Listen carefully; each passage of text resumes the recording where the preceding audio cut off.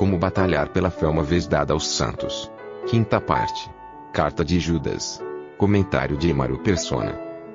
E aqui nós estamos vendo no versículo 12 de Judas, estes homens, né, do qual ele está falando aqui, são manchas em vossas festas de caridade.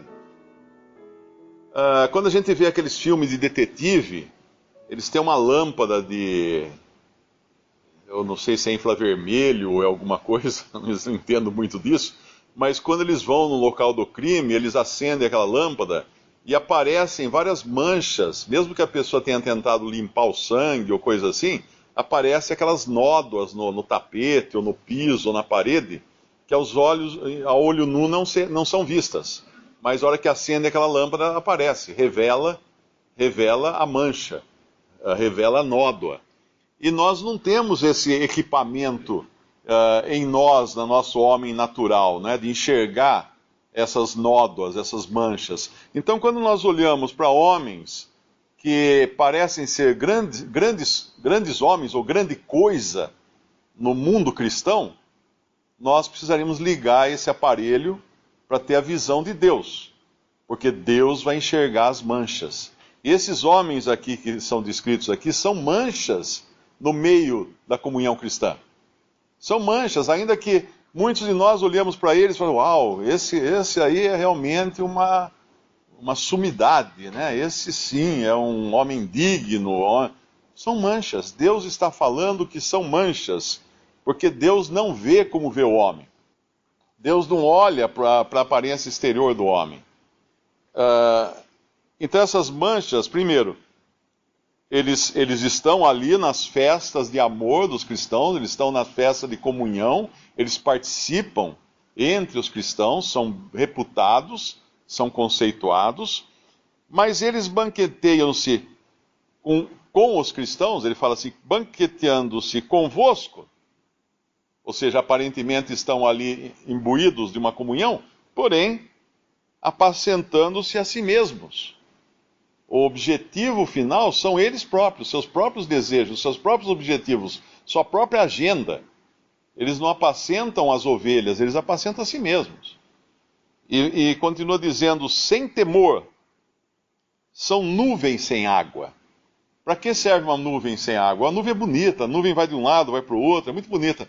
Mas quem é agricultor fica olhando para o céu para ver se tem nuvens com água, porque nuvem que não tem água não adianta nada, ela não vai fazer germinar nada. Então esses homens falam, pregam, mas no fim não dão fruto. Por quê? Porque não tem água.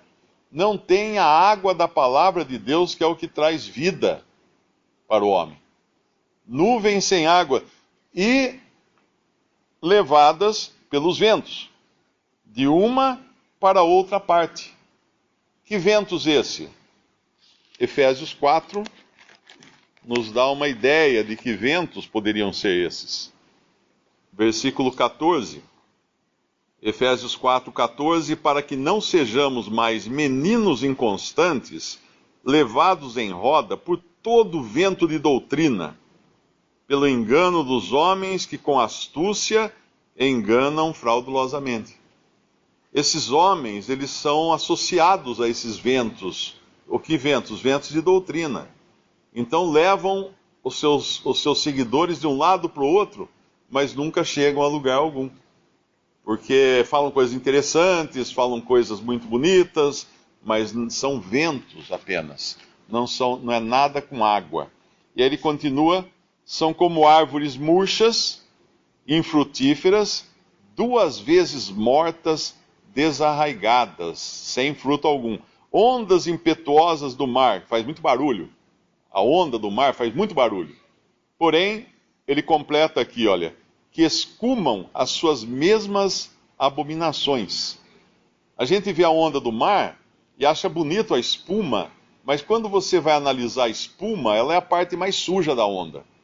Porque toda a gordura, todo o óleo, todas as sujeiras vêm para a superfície, são agitadas, são batidas e viram aquela espuma branca que parece muito bonita, mas você vai olhar de perto, às vezes é ali que está justamente a maior quantidade de sujeira, porque vem tudo à tona, a sujeira do mar, nas espumas. E aí ele continua: estrelas errantes, para as quais está eternamente reservada a negrura das trevas. O que é uma estrela errante?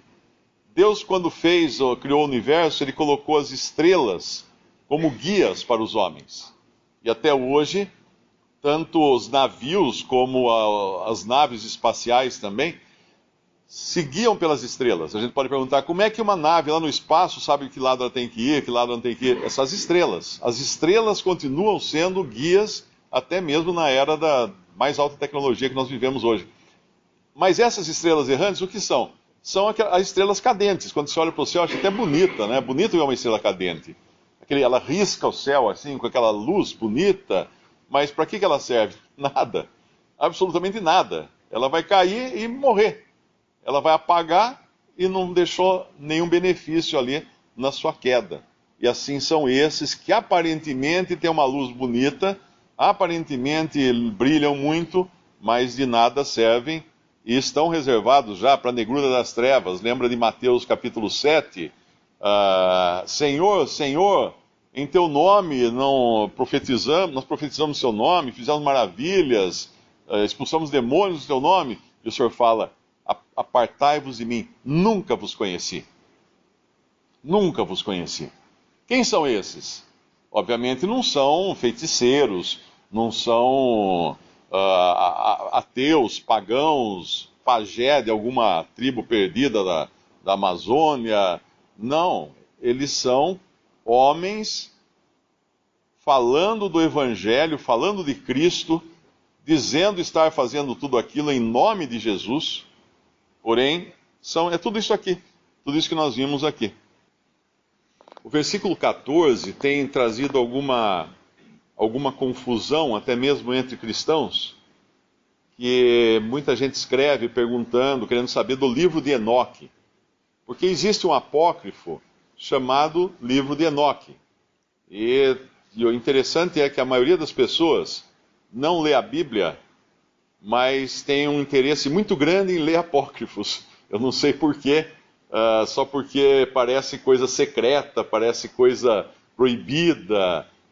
Existe um apócrifo até de João, eu acho, isso nos meus tempos de macrobiótica, que ensinava a fazer lavagem intestinal. Quer dizer, uma grande coisa, né, esse apócrifo ensinava. Esse livro, esse evangelho apócrifo de João.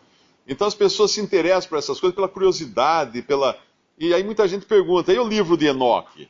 Bom, existe realmente um apócrifo chamado livro de Enoque, e provavelmente ele foi escrito na era cristã. Por que isso? Porque ele chama Jesus de Pai. Aliás, ele chama Deus de Pai. Ele fala que Jesus é o Filho de Deus. O Messias seria o Filho de Deus, como se ele estivesse profetizando. Acontece que o Senhor Jesus foi aquele que trouxe a revelação de que ele era o Filho do Pai, o Filho de Deus. Isso nos Evangelhos.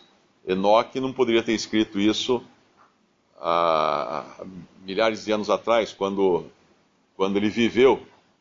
Então aqui nós temos, Judas não está falando do livro de Enoque.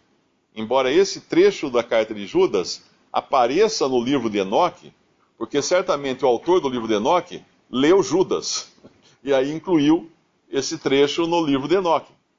Mas é um livro apócrifo, escrito na era cristã, e Judas não está falando de nenhum livro de Enoque.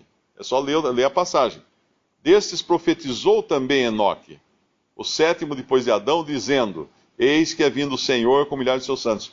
Ele não fala que o livro de Enoque profetizou no livro de Enoque. Não, ele fala que Enoque profetizou isso. Como que Judas sabia? Provavelmente por revelação direta do Espírito Santo de Deus a Judas, quando ele escreveu essa carta. Mas será que Judas não leu o livro de Enoque? Não, não necessariamente. Da mesma forma como em Atos tem uma passagem onde Lucas escreve, ou não sei se é Paulo que fala ali, ou é o próprio Lucas, como disse o Senhor: mais bem-aventurada coisa é dar do que receber. Agora, procure no Evangelho essa passagem. Não existe. Então, onde é que ele leu isso? Ele não leu. O Senhor revelou para ele, ou então algum discípulo ouviu da boca do Senhor isso. Mas não está nos Evangelhos. mais bem-aventurada coisa é dar do que receber. Então não é pelo fato de não existir escrito que Enoque não tenha dito isso, mas eu creio que o Espírito Santo inspirou Judas a revelar o que Enoque disse. E o que Enoque disse é muito, muito importante, porque o Senhor vem com milhares dos seus santos. Que santos são esses? Nós, eu creio que somos nós. Nós e todos os salvos.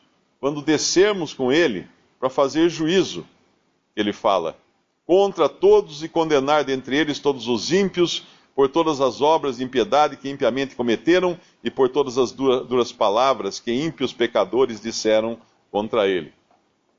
Eu creio que essa é a vinda do Senhor com os seus santos, porque primeiro o Senhor vem para os seus santos, não desce até o mundo, porém fica entre nuvens, e o nosso encontro, então, é o arrebatamento, vamos encontrar com ele entre nuvens, subimos para o céu com ele. Depois de aproximadamente 7 anos, o Senhor volta com todos os seus santos para fazer juízo sobre as nações. E aí sim condenar esses que inclusive são os apóstatas da cristandade que estarão na terra nessa ocasião.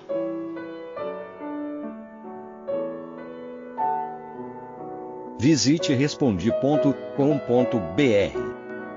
Visite também 3minutos.net.